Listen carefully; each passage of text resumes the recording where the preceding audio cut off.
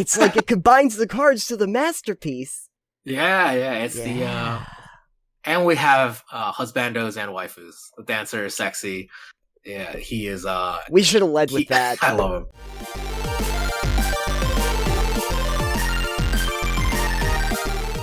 I looked a little bit at React, and I was hoping that you could tell me a little bit in your own words what the game is, just a little bit of an overview.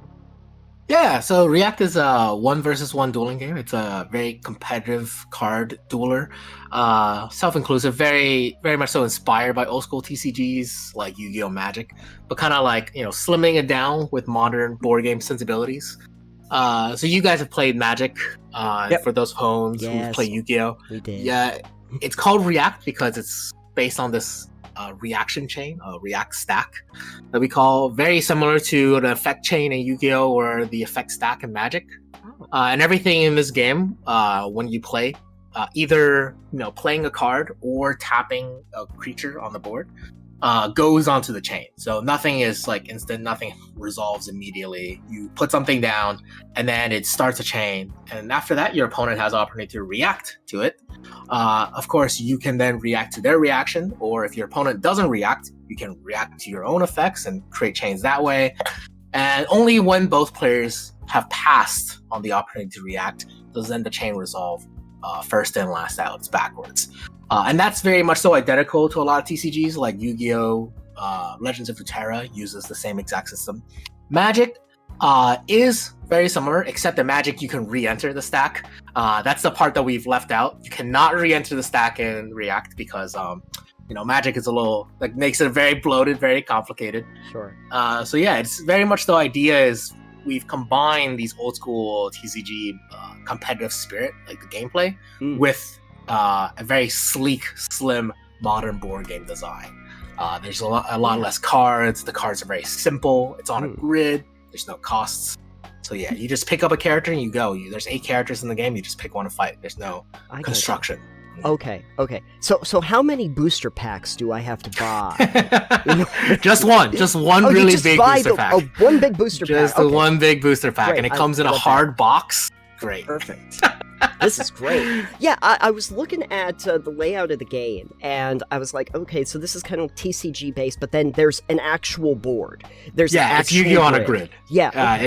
It's the reason why is that, like, Yu-Gi-Oh! Magic effects have, modern Yu-Gi-Oh! At least, has gotten really, really out of hand with how complex it is. Yeah. And not to say that that's not fun. It is very fun. Sure. But we, to scope things down and make it really capture the essence of what makes those games click. Yeah. We just made the cards effects super simple, but by putting it onto a 2-dimensional grid, every simple effect has a lot more complex consequences. Like in Yu-Gi-Oh! Magic both, you just summon a monster and it's on your side of the board, and when you attack, you just attack. Your opponent either chooses to block in Magic, or in Yu-Gi-Oh! Just declare a target. In this game, because it's now on a grid, even an effect that just says attack one space away from you, that's like, there's an added level of complexity that allows us to make the game really, really interesting and puzzly and deep, despite having really simple one-line effects.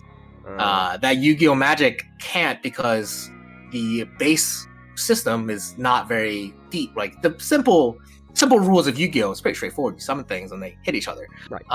But adding that, battlefield element to it all of a sudden adds a much more tactical element to it. So everything becomes way more complex despite being simpler.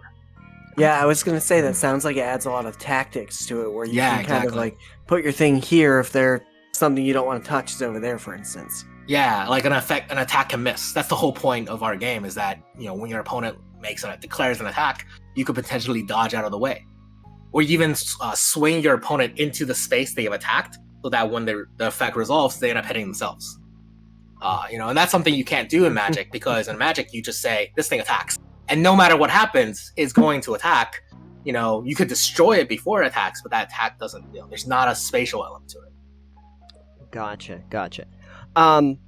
I was really taken by the theme of the game. Can you tell me kind of like what you're actually doing in the game, what role you're playing? Yeah, I like the theme a lot. It's really like, this is my second original game. My first game was called Sento, Arcade Fighter. It was also a 1v1 dueling game.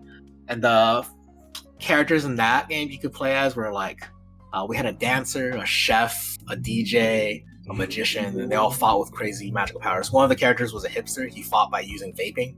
Perfect. He would vape and then it would create like a smoke screen, right? So I always really liked fighting games where the characters are very wacky. Yeah.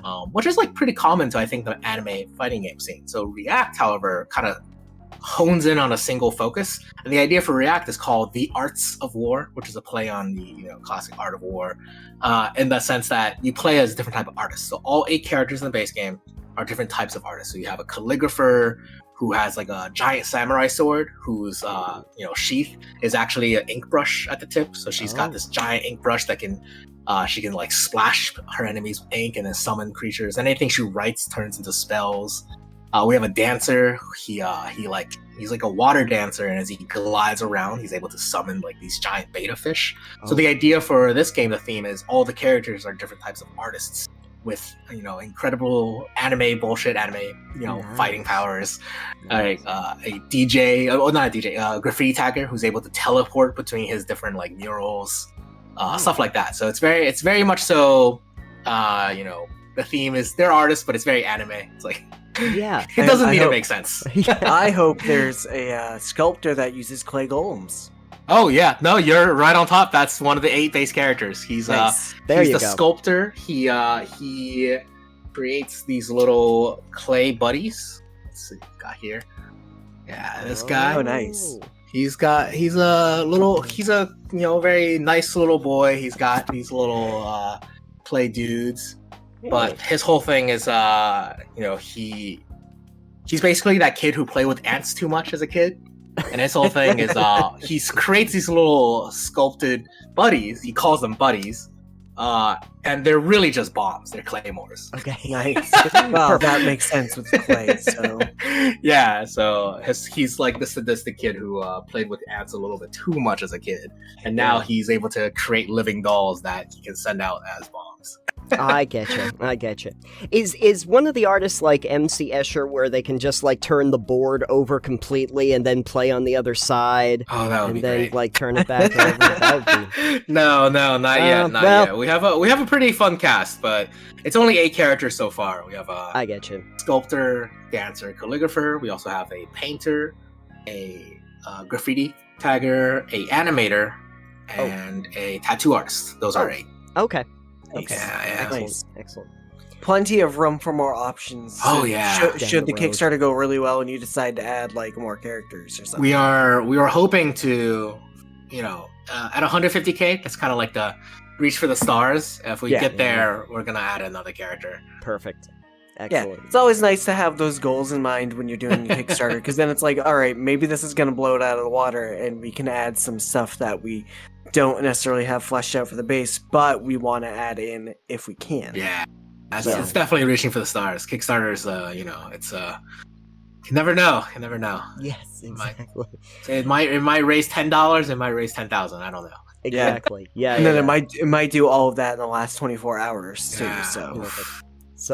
So okay, so you need the MC Escher sort of one, and then you also need I want the daddest kind of artist where it's just all like hobby horse, just absolute the masterpiece. Yeah, the masterpiece are just like blocks of wood. He literally comes with cars that you're supposed to rip up. Yes, exactly. It'd be very, very surreal. Yeah, no, this is a legacy artist. You can only play him once. If you want to play him again, buy another pack. Yeah, that's how you get the money in. That's the chaos confetti from Magic. Right? Yeah, exactly. That's everything so this lands on. That's so smart. Yeah, Does it count if it lands on the player? You just sell people the same pack of cards over and over again. You gotta rip them after every time you ripped play. up the old ones. Yeah. It'll come with a little bag of pocket sand too. Just mid-game. Yes. Perfect. This works. Okay, yeah. Well, we've got some marketing options in the future. Yeah. Exactly. When did you originally come up with the concept to do React? So React was the core game itself was actually designed by another designer, Chris Lin. He and I met at Proto ATL, I think 5 years ago. Okay. This was when I was working a lot on designing my other projects, and I had just signed 4 years ago, maybe, and I just signed my first design sent over to another publisher. And I, having signed that game, it never got published, in case you were wondering. All right. Having signed that game away, I was looking for something else to do, and I saw his game, and it was he was essentially what he was trying to do. He was make a TCG kill. He was trying to make a game that would, in his mind, kill Yu-Gi-Oh, like all of us did when we first started. I think is pretty common. But the gameplay itself had a really interesting foundation, which was he was like, I'm making Yu-Gi-Oh, but it's on a grid, and it was super interesting. Right. So I picked it up with him saying, I would like to develop this further, and we kept working on it. And basically, I wrangled it from this massive TCG down to this card game, which was you just pick a character. There's no construction. Each character had very lean set of cards. And so I would say it's a process, right? But we met about 4 or 5 years ago. So it's been 4 years in the making. Yeah, it's been about... All of these things take years. Yeah, no, I understand. Then the development time, and then trying to figure out what you're going to do. COVID happened during that. That time, so that kind of takes you a respite in the middle. And then how long have you been planning to actually do the Kickstarter part of this? Probably 2 years now, I think. Because I originally thought I was going to be able to go to Kickstarter last year. Sure. But then there's just so much work to do before they can go live. Yeah, exactly. A lot of groundwork. That's what I always hear from people that do the Kickstarters, is there's just so much groundwork that goes in. You can't just throw it up there and just say, hope it does well. They're not going to promote it. You got to do that work on your own. Yeah, no, my experience with trading card games never really had grids like this. Exactly. And I remember from watching the Yu-Gi-Oh cartoon that there was that one part where all of a sudden they were in the dungeon and Dungeon Dice Monsters. Yeah, the Dungeon Dice Monsters, and I was like, well, now this seems a lot more complex, but also this is kind of neat. Why can't we make more like this? So this isn't that big. This isn't that dungeon. Nah. Yeah. No, it's a pretty simple 5x6 grid. Okay. Excellent. Okay, well, I can wrap my Dungeon Dice Monster is really cool. I vibe with Dungeon Dice Monster. It's they actually had a collectible toy game to go tie in with it. Sure. I mean, if they make a game, manga, they're gonna monetize it somehow. It's very similar veins. There really has not been a lot of TCGs that actually leverage the tactics that a grid can provide. A couple has tried. There was a game based on Force of Will that launched 2 years ago, I think, but they haven't. They went to Kickstarter. They ended up going Kickstarter route, but they actually were trying to sell a TCG, which is fair. I don't know, man. I don't know if any TCG just can enter the market. That's a rough market to get into. Yeah, it's very Kickstarter dominated. Kickstarter seems like the wrong way to start a TCG's life cycle. Yeah. Trading card games are a very crowded market if that's all you're doing. If you're just doing the actual starter packs and booster packs and that kind of thing. I don't know if it's necessarily that it's crowded, but the games that are in the TCG market are behemoths. Well, yeah. It's crowded, but by 3 different entities. New games entering can be rough. I mean, a couple has succeeded. The Digimon trading card game did pretty well. My Hero Academia is doing okay right now, but it's also just are they making money? I don't think so. I think they're actually actively losing money because it's essentially you have to spend a ton of money to capture market share. Oh yeah, it's a capital process at that point. They're not in it for the game. They're in it for the long term. We want to make a bunch of money doing this. Yeah. There's so much groundwork though that you have to do when it's a trading card game, because you have to get people set up with it to begin with, and then you have to figure out how to keep them through there when you keep doing the different expansions and the different packs over the course of time. And so, so if you're not already well established in that, it gets very difficult. Exactly, yeah. I would say the only TCG, quote unquote, that probably started off not just by burning a ton of money, being in the red in order to capture market share. Sure. Would be oh wow, I even forgot the name. Keyforge. Yeah. Okay. Okay. If you consider Keyforge a TCG, but like I think that's the only one that didn't start off in the red. Like they were like, here's a concept, yeah, and we're gonna start making money immediately instead of spending millions upon millions going to conventions, giving away things, hiring hype people on YouTube. Yeah. A lot of work to get into that market. So when I was looking through some of the stuff for React, I came across a little bit of information where it was the artists themselves. It looks like the actual cards where it talks about passive and play style on the reference sheet. And, so all the characters are different. Yeah. And I was wondering because from my layman's view, it looks like passive elements are like active mechanical ones, and play styles are more like how you're supposed to play the individual characters. Am I right in that assumption? Can you tell me a little bit more about those dynamics? Yeah, so each character you pick up, for example, here we have the calligrapher. Okay. She's got her giant katana with a ink brush on the tip. When you pick her, the first thing you're going to get is this character sheet. Okay. At the very top, there's going to be a passive box, and that's just your character's unique abilities. And her unique ability is how her resources work. And then the playstyle on the bottom is literally just a colloquial explanation of how this character should play. Like in general, what you should be watching out for, how for example, the calligrapher, she's a spellcaster, so she stays in the back and she's casting her spells. She's not very mobile. She can't really dodge attacks very easily. Where on the other hand, the dancer, for example, his whole kit is all about movement. All of his cards allow him to go from one place to the next and swap with other summons. So the playstyle just describes how to play the character. Just to get people into it as quickly as possible. Okay. When I first pick up the game, how much am I really going to need to know, like, right up at the front just to start playing? Is that going to be enough for me, or am I going to have to know a little bit? Okay. The gameplay itself is pretty dead simple, I would say. Everything, like I said, is either... So there's only two types of cards in the game. There's only blue cards and orange cards. Blue cards are intentions, like so. And these two types of cards in the game, blue cards, intentions, start a stack. Okay. So on your turn, only the turn player can play these blue cards to start the stack. And then once a blue card hits the stack, your opponent has an opportunity to play a reaction, which are these orange cards. And if your opponent doesn't play a reaction, then you can play a reaction to react to it yourself, etc. Keep building on that stack. And then once both players have finished playing, it resolves backwards. So everything in the game is just those two types of cards. Either a blue card that you can play on your turn to start a chain, or a reaction card, which you can play on your opponent's turn or your turn to build up on a chain.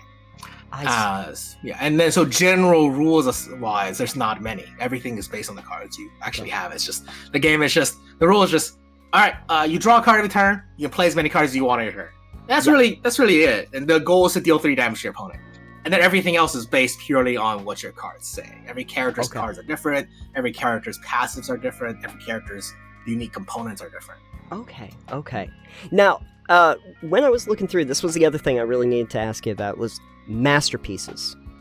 Oh yeah, so that's kind of our like the gimmick, if you so will. Like kind of like after I've pitched the game, like you sit down, you play, and then I explain that a little bit later. But the idea for a masterpiece is let me see if I can find those cards. The idea is that the theme is the characters are different types of artists. Sure. And so as you play them, they all have a masterpiece, which is their life's greatest work. Oh man, I can't find it.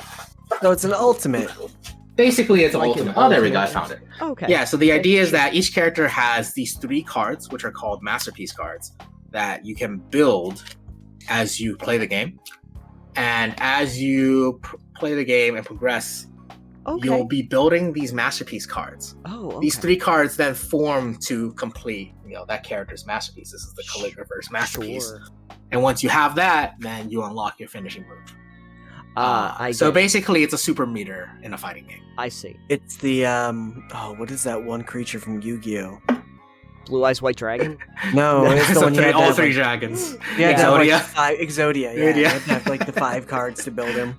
Yeah. So basically, every turn in React, you'll get to progress your masterpiece by one block, right? By one card. Gotcha. And then once you get all three, you finish. There's other ways you can, progress it faster. Sure. But the neat thing about it is that, there's three of these cards, right? So you have these three, and they have to be connected in the correct order. But you and your opponent are competing to connect your own three in a 5-card zone. Oh. So there's only 5 zones that you and your okay. opponent share. So it becomes one-dimensional tic-tac-toe. So you Right. can block off your opponent's masterpiece. You can swap 2 cards in order to try to complete your own, Got it. etc., etc. Okay. So yeah, it's a kind of like a side tug of war finishing bar. Yeah. Yeah, that adds a lot more tactical thought process to it too, because instead of just attacking your opponent, you're like, oh no, I don't want him having that finishing move. Yeah. You can opt to take a few, basically opt to use weaker moves to worry about the masterpiece a little bit more or not. But yeah, it just adds that extra layer that makes the game just a little bit more interesting. I see. Okay. And once I complete the masterpiece, do I just insta-win? No. It just unlocks a finishing move. Like every character unlocks a different finishing move. Yeah, every character's finishing moves are different. I could only hope. I could only hope while we're having a sparring competition, all of a sudden, squirrel! And I can just throw the squirrel, and all of a sudden you instantly win. Everybody knows the squirrel is the best finishing move. So some characters are have better finishers than others. They're a little bit more late game. For example, this is the painter character. Sure. Her whole thing is that she's a Renaissance painter. She paints holy weapons. And so when she finishes her masterpiece, she literally transforms into an angel. An angel replaces her on the battlefield. And so she's a much more late game character. Once she turns into the angel, she's much harder to beat. But once she's in her angel form, she could theoretically ascend again. Once you finish your masterpiece, it comes off, and then you can redo it again. Oh. Okay. If your finisher move doesn't win the game. Her thing is, if she's an angel and then she ascends again, the angel's finishing move is basically you winning. Oh, okay. It's if you let the angel finish again, it's very unlikely you're gonna beat the angel. Yeah, I would imagine so. But yeah, the game's pretty fast though. It's usually about when we play in testing at this point, the games last anywhere between 8 to 25 minutes. They're they're very snappy. Yeah. It's definitely a game designed to be mastered and played multiple times. It's not really kind of your here's a 45 to 90 minute game you play and you'll pick this is meant to be, as you play it more and more and more, you'll master each character more. I see. So so in general, should I try to stick with the one character and try to master that, or I'm trying to main my fighter? That's how I would look at it. It's a fighting game. It's just like any other fighting game, Street Fighter. There's a cast of 8 characters at the beginning, and you just try them all out because they're all super super different. Not all of them are even deck-based characters. We have the painter character. She's actually a dice allocation character. She doesn't have a deck. She doesn't draw cards. Each turn she just rolls 5 dice, and those dice are her actions that she can then manage and allocate. She can turn, change faces. We also have a character who's a action programming character, the animator. Again, he doesn't draw cards, doesn't play cards. Every turn he just puts down animations on the grid that basically programs what his summons can do, like a running animation or a punching animation. And then when he actually animates it, if there's a punching animation, tile in a zone, and say, okay, I'm gonna animate this punch, then if he has a standee next to it, his summon can then punch that zone. So he's literally action programming. And so every character plays very differently. So you really kind of want to try it out, figure out which style you like the most, and then just like any fighting game, they all fight differently. Pick your main, and then, or your 2 mains. Certainly. Okay, now I kind of understand why you wanted to limit this to 8. Because this is going to get very, very tricky if we're looking at matching different styles when we get past that. I wanted to make mention, too, is that the art is just really beautiful. I know that the folks that are listening to the podcast can't really see the cards, but if you're watching the videos, you're going to see it. Did you have artists that you commissioned for the game? Yeah, so the art is done by 2 artists, both good friends of mine, Pat, who goes by Loxtix on the internet, and Ian, who goes by Wicked Autocard. on the internet. Both great artists. They're both Filipino, and they're wonderful. I've worked with them for the last basically 2 years. Yeah. And they both also worked on some of my other projects as well. Yeah. Wonderful. Yeah. When does the Kickstarter actually begin? Yeah, we are launching very soon. November 29th, Tuesday, as the meta suggests. Everybody has to launch on Tuesday. So Everybody has to launch on the Tuesday, right after Thanksgiving. You're in the holiday season shopping. It's time, yeah, I have no idea if this is the right choice. I think it might be a terrible idea. But we'll see. We're locked into it. I'm locked into it. That sounds well. fun. Hopefully, it's not a bad choice then. Hopefully, people go, "Wow, this sounds great," and it's Christmas, so I'm gonna back it. People were stuffed from Turkey, and now they'll get it. That's what you can only hope. What are your tiers looking like? So we just got very straightforward tiers. This is my first Kickstarter, so I want to keep things very simple. We got the base game, all 8 characters, $60. It's a 12 by 12 box. It'll fit in your calyx perfectly. Perfect. The tuck. Each character comes in a jumbo tuck box that's like 4 by 6 inches. Nice. So the box will fit all those characters on your shelf pretty nice. The $100 tier is the deluxeification tier that comes with the acrylic standees. So there's 28 unique acrylic standees and are very large acrylic standees. If you've played any other games that have acrylic standees, I think ones that come to mind here to Slay, they're about this big. The Exceed acrylic standees are about half the size as well. And so it's just, this is kind of like what makes the deluxeification really expensive, but like it's also, I think, really, really nice because we're going with acrylic standees because they're functional. Because one, you can see through them for the board, so you can see the board state very clearly. But also, you can carry tokens on these.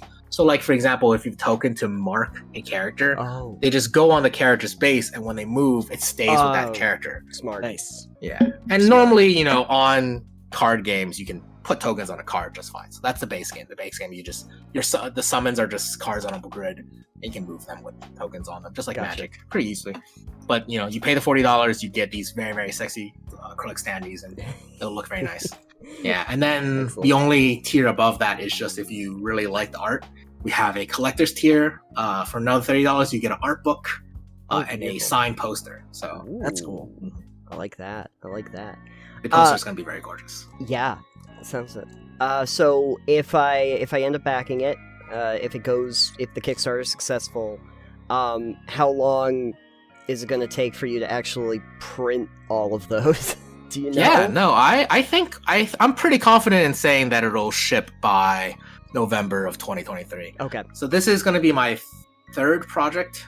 This is my 4th project, but I've already fulfilled two board games. Sure. They just weren't Kickstarters; they were direct pre-orders through my website. Because they were fan projects. Right. But so I'm pretty confident I know how everything works now. So, and we're pretty much done with the game. The game is pretty much ready to print, the prototypes and everything is printed. So it's at this point it's just after the Kick campaign ends, we'll spend the first 3 months making sure everything is locked down, and then we'll go to print right after Chinese New Year. So I'm pretty confident we'll deliver by November. If not barring any evergreen issues. Yeah. Exactly. Barring any giant, lockdowns in China again, I think we should be fine. Right. Yeah. As long as a dragon doesn't come down and scorch the earth, you should be okay. Yeah. I'm more worried about the shipping boats getting stuck in the canals again. Ooh boy. Well, okay, that's a more realistic one, Alex. Yeah, okay, fine. barring any giant boats getting stuck in way too narrow canals. Oh yeah, you backing wouldn't up want shipping that. for weeks. Yeah, probably. Freight prices have gone down significantly in the Thankfully, last month, they have gone down. It's thankful. But I was so sad. I was like, dang, I paid. So my first project that I fulfilled, I had it shipped to my dad's warehouse. 15 pallets showed up in my dad's warehouse so I can pack them and ship it myself. I'm never doing that again, by the way. Gonna use a fulfillment service. I have been using fulfillment services for my other stuff, my Etsy store and stuff like that. But yeah, that freight was $20,000 Yeah, I think I saw When- you post about that on Twitter. Oh my god, 18 pallets, 20 grand, almost a whole container, and now it's like 3 to 4 grand, Okay. which is what it was 4 or 5 years ago. Yeah. Yeah. And I was like, oh my god, I pay so much. I was in the red for so long for that project, Oh, but God. I just wasn't gonna wait. I was like, I'm not. It's ready. It's ready to ship up discussion, but whatever. Yeah. Because Sure, the everybody people was, are- yeah, Very happy they can get it in their hands faster. So yeah, Oh, yeah. But everybody was like, who knows if it'll ever come down or when it'll come down. So I was convinced that it wasn't gonna come back down.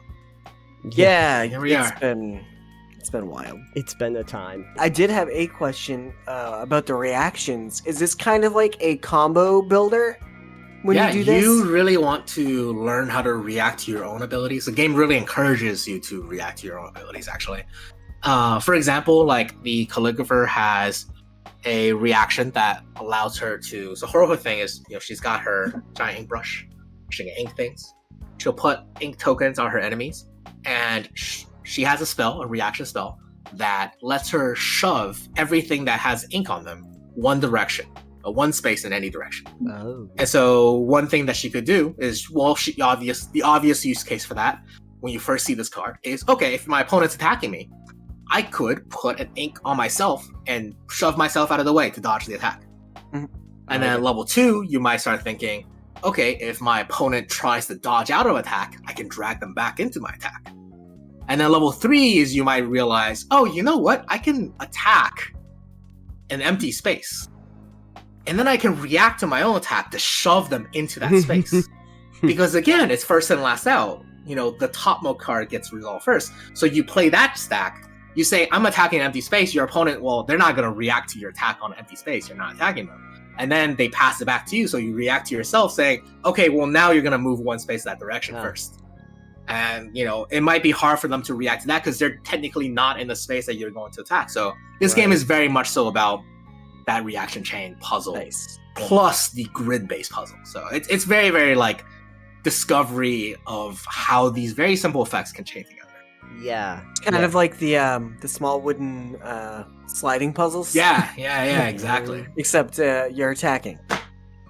Exactly. It's like, oh, if I move this here, I can move that there and do this and that. Oh, wait, I did all this, and now I have to deal with the consequence of this all being in the wrong spot. Oh no. Oh no. You Go back to it you all put over chess in Yu-Gi-Oh! No. So Ming, we're hoping that React does really well when it launches. Thank you.